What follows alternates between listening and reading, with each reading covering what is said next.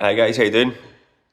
I just thought I'd make a wee video ahead of us starting back next week. I've not done a video in a while and I find myself with a wee 20-minute window here, so I thought I'd just check in, say hello, and hope you're looking forward to getting back into it. There's some new guys that are starting as well. There's some semi-new guys. I would say anyone that's just on a second block now is still kind of new, so hope you guys are sort of ready to go and sort of take off from where you finished off at the last block. I really always look forward to this summer block, this April into the summer block. The weather tends to be a bit better, although it can't get any worse, let's face it, in the last 6 months. Weather's a bit better, it's a bit milder, the lights are a bit obviously longer, and I think it can have a sort of knock-on effect on everyone's mood, hopefully. Certainly mine, I'm definitely more of a summer sort of person. So I'm hoping that there's going to be a lot of nice wee bits of progress. Everyone's maybe, or not everyone, but a lot of folk I find also tend to feel a wee bit more motivated with the summer coming up. Maybe they're going to be on a holiday that they want to get a bit leaner for. So although the focus is all strength and conditioning and getting stronger and fitter, etc., I understand the other side to that is feeling a bit better in your clothes, a bit of weight loss or fat loss. And I just tend to think that this sort of time of the year can lend itself more to that, sort of getting in that zone. So I quite enjoy the sort of vibe at a lot of the sessions around this time of the year. So hope you are going to feel that and take a bit of encouragement and enjoyment from it too. So yeah, from a personal point of view, that's definitely what I'm looking forward to in my own training. It's just been so up and down, my training, the last like 6, 12, 18 months. And with that, I find that when training's up and down, nutrition tends to be up and down as well, because they seem to work synergistically. Certainly from my point of view, as soon as I start training, I eat better just because I know that I need to fuel to help recovery and that kind of thing. So I'm hoping and anticipating that a lot of folk will feel the same, especially after Easter and all the Easter eggs and all that. I don't know if you've had quite as much chocolate as I've had, but it's been a bit indulgent, to be honest. So yeah, looking forward to it. Just try and think about the simple things, getting back into a bit of consistency with your training.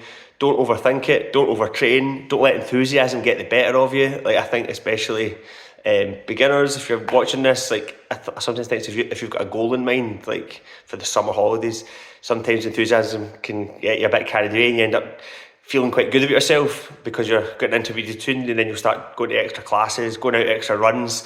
But just try and like curb that enthusiasm a little bit, because that's when you start to tighten up a lot and get wee niggles, etc.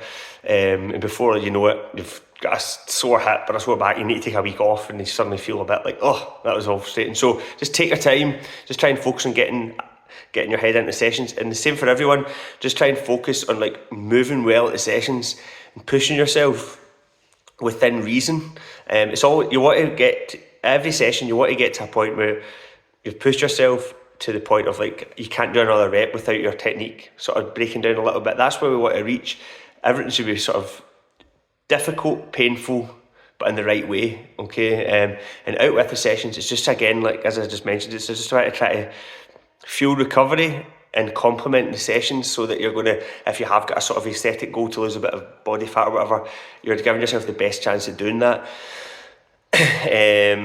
So yeah, it's just a short video. I just wanted to say hi, looking forward to getting back into it. And if there's anything you want to ask, get in touch.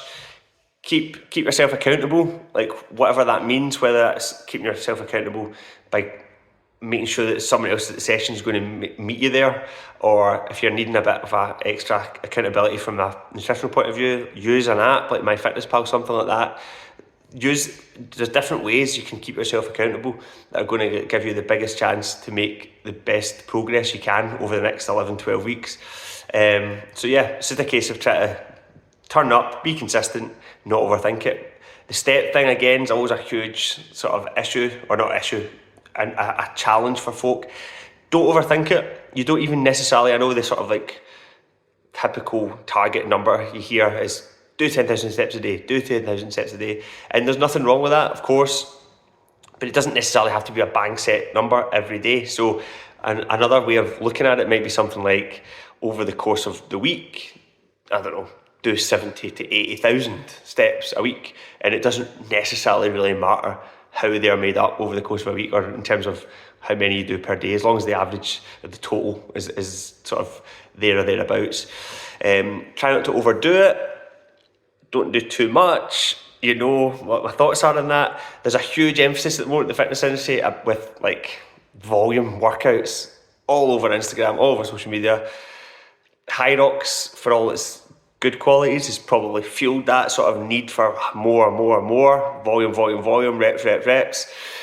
And that's the flavour of the month. But my prediction is that usually what tends to happen is that when we go to one extreme, we then rebound and maybe not go to the other extreme, but try to consider what we should have considered when we were going to those extremes. So in this case, recovery. So my prediction is that the next 5 years, 3 years, whatever, there's going to be a lot more talk. You're going to start to hear a lot more people talking about the importance of recovery, because it's true. Like the recovery is when the growth happens. The recovery is where adaptations happen, and social media is just a bit of a canvas of anything goes. So you can't really identify what is necessarily going to be suitable for you. So these big volume workouts may suit your 20, 25, 30-year-old, but depending on your age group and your place in life and how much sleep you're getting, maybe you're a new mum who's hardly sleeping, these sort of things don't apply to you. So you need to take into account all these things. If you're 50 or over, recovery becomes more and more important. Yeah, you can still train intensely, but maybe the volume of that intensity has to drop. Or it does not, it's not even a case of maybe, it does, it has to drop. And if you continue to maintain that intensity in the hope that you're going to increase your results, it's not going to happen. It's going to have the opposite effect. So recovery is something I really want everyone to consider.